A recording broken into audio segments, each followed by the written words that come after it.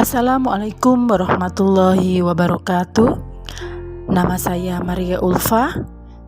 Saya calon guru penggerak angkatan 6 dari SMKN 1 Kota Tangerang Selatan, Provinsi Banten.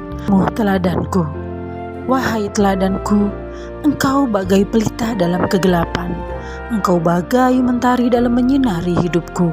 Engkau bagai pelangi dalam diriku, memberikan secercah warna untuk sebuah arti kehidupan. Segala ilmu yang engkau berikan, sikap, perbuatan dan tutur katamu, keramahan, kelembutan dan kasih sayangmu mewarnai perjalanan hidupku untuk menggapai impian dan cita-citaku. Wahai teladanku, engkau menuntunku, membimbingku, menyemangatiku dikala aku tak bisa berbuat apa-apa. Aku hanya pasrah dengan kodrat yang aku miliki, tetapi engkau hadir bagai oase di padang pasir sehingga aku memiliki semangat yang membara untuk menjadi pembelajaran yang merdeka. Pena menari di atas kertasku, menuliskan setiap kata yang kau ucapkan, memberikan secercah cahaya dalam hidupku, menuntunku menuju jalan kebaikan dan kesuksesan, mengajariku hal-hal yang baru, walau letih terlihat di wajahmu, tak menghapus semangatmu. Wahai teladanku, sungguh besar pengabdianmu untuk mencerdaskan generasi mudamu. Kau bukakan pintu dunia untuk kami. Tiada pernah ku dengar sebuah perkataan lelah. Kau korbankan api semangatmu. Itulah pengabdianmu, oh teladanku. Aku yakin lelahmu, semangatmu, pengorbanan dan pengabdianmu akan terbalaskan dengan kesuksesanku. Akan kujadikan penyemangatku untuk sebuah harapan dan impian. Sepanjang hidupku, kujadikan engkau sebagai teladanku. Terima kasih untukmu, wahai teladanku. Di sini saya akan menjabarkan koneksi antar materi kesimpulan dan refleksi pemikiran Ki Hajar Dewantara yang merupakan dari tugas modul 11A8, kesimpulan dan refleksi pemikiran Ki Hajar Dewantara dalam pembelajaran calon guru penggerak.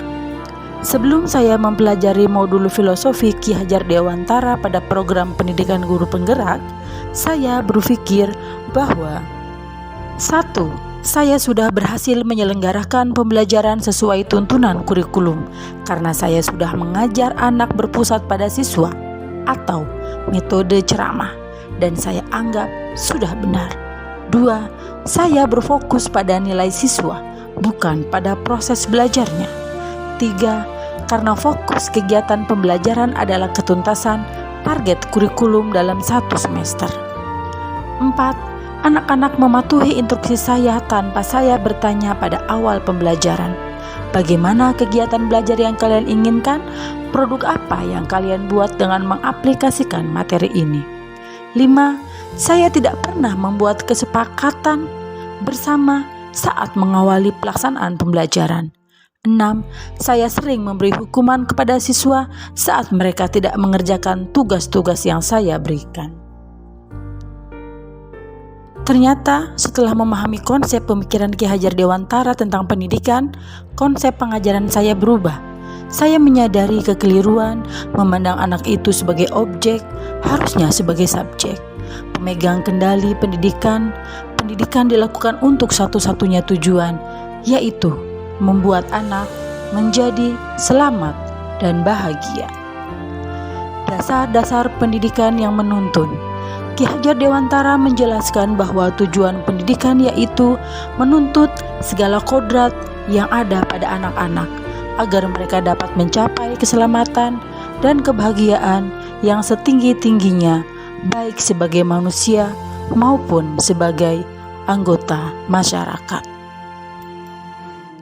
Ada 6 pokok pemikiran filosofi Ki Hajar Dewantara tentang pendidikan, yaitu: pertama, pendidikan sebagai tuntunan. 2. kodrat alam, dan kodrat zaman. Ketiga, petani dan bibitnya. Keempat, prinsip bukan tabula rasa. Kelima, budi pekerti. Keenam, berhamba pada anak. Trilogi pendidikan. Ingarso sung tulodo ing madyo mangun karso dan tuturi handayani. Ketiga, guru berada di depan. Seorang guru harus memberi teladan atau contoh dengan tindakan yang baik. Pada saat di antara peserta didik, guru harus menciptakan prakarsa dan ide dan membangun kemauan, dan dari belakang seorang guru harus bisa memberikan dorongan dan arahan. Intisari pemikiran Ki Hajar Dewantara tentang pendidikan adalah bagaimana memerdekakan belajar guna mencapai kemerdekaan belajar yang tujuan utamanya adalah menjadikan siswa yang memiliki profil pelajar Pancasila. Berikut adalah profil pelajar Pancasila. Apa yang berubah dari pemikiran atau perilaku saya setelah mempelajari modul ini? Hal yang berubah dari pemikiran atau perilaku saya setelah mempelajari modul ini adalah terjadinya perubahan dalam pola pikir saya terhadap siswa dan pembelajaran. Menuntun dan memotivasi murid menemani perjalanan menuju cita-citanya menjadi manusia unggul. Yang pertama. Yang kedua, siswa seharusnya diposisikan sebagai subjek pendidikan yang memegang peranan penting terhadap jalannya pembelajaran. Guru sebagai fasilitator yang mengarahkan siswa belajar sesuai potensi, minat, bakat, dan cara belajarnya.